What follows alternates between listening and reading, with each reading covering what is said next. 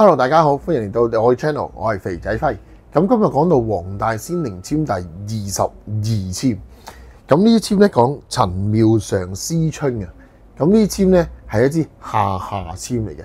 咁個故事講述咩咧？我哋先講4句籤文先啦。秋水伊人各一方，天南地北恨遍長。相思試問憑誰寄？不盡凄涼枉斷腸。呢個陳妙常思春呢個故事，亦即係所謂坊間叫陳姑追舟嘅故事呢，其實有2個版本嘅。咁我先講第一個版本先啦。今日咁第一個版本就係咧講陳妙常呢，其實係一個都幾孤苦伶仃嘅人嚟嘅。戰亂呢之後呢，佢就冇咗屋企啦，咁跟住一路喺度奔波啦，就直至有人照顧佢。後尾呢，佢就做咗尼姑嘅。咁佢喺尼姑庵裏面做咩呢？咁佢一路做尼姑好正常啦。點知呢，就有個書生嚟讀書。咁相傳嗰個書生呢，就叫潘必正。咁亦都可能係一個普通書生啦。咁呢個書生呢個讀書嘅時候咧，讀，咁佢喺度照顧呢個書生。咁慢慢孤男寡女共處一室。過咗好耐之後呢，佢哋就咩啊？佢哋就日久生情，就有咗感情啦。咁但係陳妙常係尼姑嚟噶嘛，尼姑又點敢輕易犯戒呢？咁所以咧，佢就一路心裏面暗暗咁中意佢，暗暗咁中意佢，直至到個書生走咗啦，搭船走咗啦，佢先至深明自己原來我係咁中意佢嘅。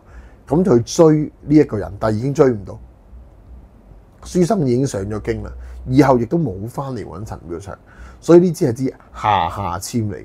即係話咩啊？你心中所想，你一路想知，你自己認唔清、認唔好，最尾乜都冇晒。咁呢個同上一支籤武則天就唔同咯喎，係個女人好傷心，乜都冇晒。但係如果你係男士呢，其實可能你本身係一個窮弱嘅書生，冇呢個女士幫你，你都唔會成才嘅喎，冇機會上京考狀元嘅喎。所以如果係男士，可能就有人會幫你啦。但係站翻在陳妙常嘅立場，就係人財兩空啦，自己心情唔好，亦都咩都冇。呢個係第一個版本。第二個版本，我輕輕講兩句咧。原來陳妙常同潘必正咧，係中間已經係無媒苟合、暗懷鬼胎噶啦。咁亦都珠胎暗結啦，所以佢有咗小朋友。到佢走嘅時候咧，佢先知自己有咗小朋友。但係嗰個潘必正，即係當時嗰個書生啦，已經離佢而去，佢亦都唔想耽誤前程，就唯有自己焗住。咁你知以前噶啦，如果你自己有個肚，又冇男人，又冇結婚，咁可能要浸豬籠噶嘛。咁當中就有一個人咧出嚟幫手食咗隻死貓，而一路幫佢之後咧，嗰個人係中意陳妙常啦。當然亦都佢哋冇一齊嘅，以兄妹相稱，就好努力咁捱咗好一段時間。到好多年之後咧，潘必正先知道原來佢真係有個小朋友，陳妙常真係中意佢，而最尾係守得雲開見月明。但係無論邊一個故事都好，陳妙常開頭呢位女士都係受盡非常之大嘅磨難，非常之慘，之後先至得到一個好嘅結果。咁所以希望你會明白詩中嘅寓意啦。今日分享到呢度，覺得有用嘅 like、subscribe、share， 下次見，拜拜。